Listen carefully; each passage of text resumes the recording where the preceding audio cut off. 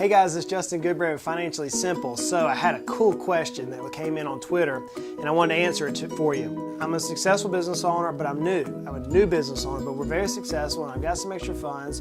Should I start a retirement plan? I was like, well, that's actually a really good question. So here's the way my brain works. I have 3 points before we start contributing to a retirement plan as a business owner. Okay? 3 things that I consider that has to be done. Do you have an emergency fund set back for your business? Well, Justin, I thought that was only for personal planning. Well, you know, in personal planning, we say you need to have 3 months worth of living expenses set back if you have 2 incomes and 6 months if you have 1 income. That would be ludicrous to hold that much cash in a business. All right, at least in my opinion, it would be. Some other people may not think it's ludicrous, but I do. You need to have at least 1 month worth of your company's expenses set back into cash. Maybe it's just a checking. Maybe it's your working checking balance. Let's say that you're running a company that requires $50,000 a month in expenses. We need to have $50,000 a month in cash. So you're going to have accounts receivable come in at theoretically, hopefully greater than $50,000. So that account balance, that checking account is probably going to hover between about $80,000 to $50,000 to $100,000, somewhere in that range on those numbers I just threw out. So you need to have roughly about 1 month's worth of your expenses in excess of your accounts receivable in cash before you ever start retirement planning. And that just gets you through the turbulence of life. Now, I'm not so much of a stickler on having another 2 or 3 months of cash, but you need to have a line of credit or savings of some sort that you can grab in the event that you go through a hard time in your business or a trough in your business. So you may, if you got to have $50,000 set back in cash for that 1 month of expenses, you may want another $50,000 or $100,000 set back. You're like, Justin, those are huge numbers. Okay, let's bring it down. Let's say your business operates at $5,000 a month. You have $5,000 in cash, $5,000 or $10,000 extra, and some ability to get to it if you need to. So a line of credit is often advisable in that area for a business owner. If you're not comfortable with the debt, then set it back into a long-term savings account that you can make a couple of % interest on if that's possible. Before you start saving for retirement individually, you got to get your business healthy.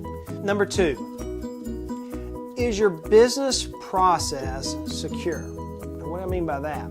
Okay, so there's 4 things in a business, 4 different items in a business which help make our business process successful or secure. So the first one is your human capital.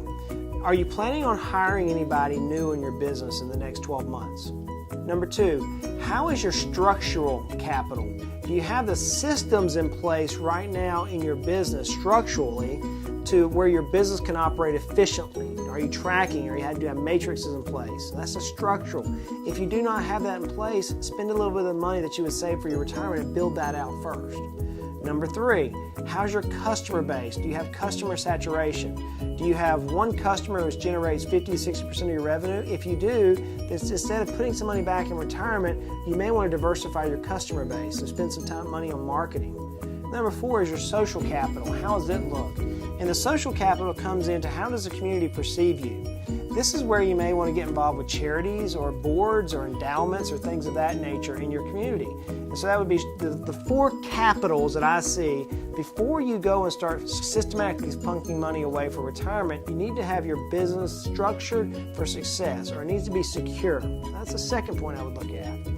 And then the third point is, are you, the business owner, ready for dividends above your lifestyle expense? So I'm assuming that you have already set yourself up on a constant payroll, that your pay is not doing this. It doesn't look like a yo-yo, right? That you're getting a constant paycheck and you've already done the budgeting in your family. If you haven't done that, you're not ready for dividends. So before you start a retirement account, you need to have your personal life smoothed out in such a way where you know exactly how much money you're spending and you've budgeted your life out. Only then would I look at, okay, now we need to start a retirement plan for you, the owner, and start pulling some of that profit off the business.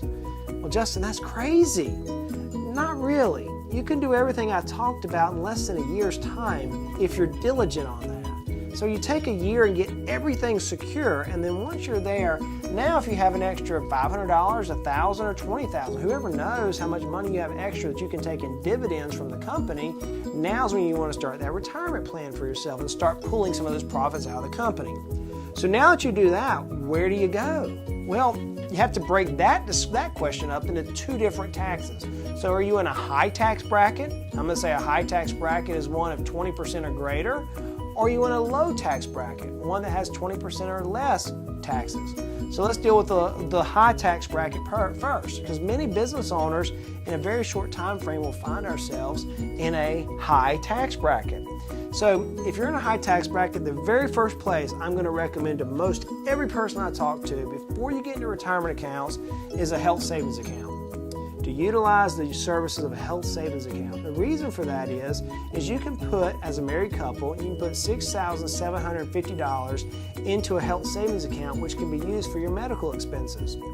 If you don't use them that year, the money grows and you can invest it into investments and use it for later on needs, for medical or retirement needs later on in life. The reason why I like an HSA is because the only account that I know of that you can get a tax deduction on the deposit going in and tax-free money coming out. It's the only account that I know of.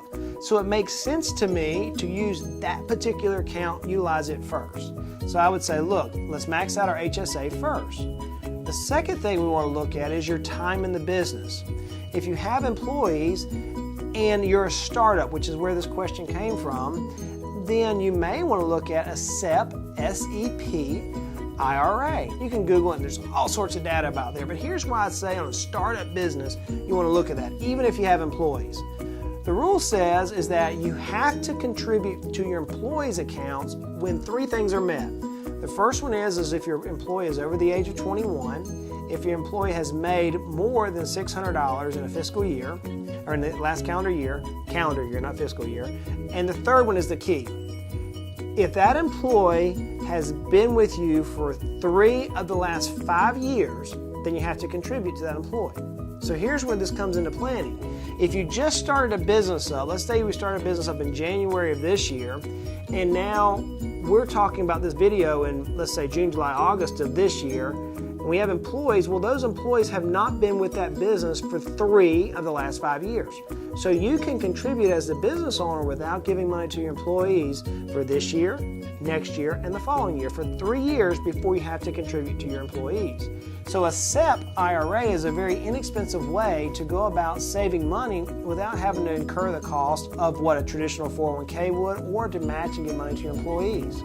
So now, assuming now that you have employees who have been with you for greater than 3 years, now's the time to start looking at things like a simple plan or a 401k.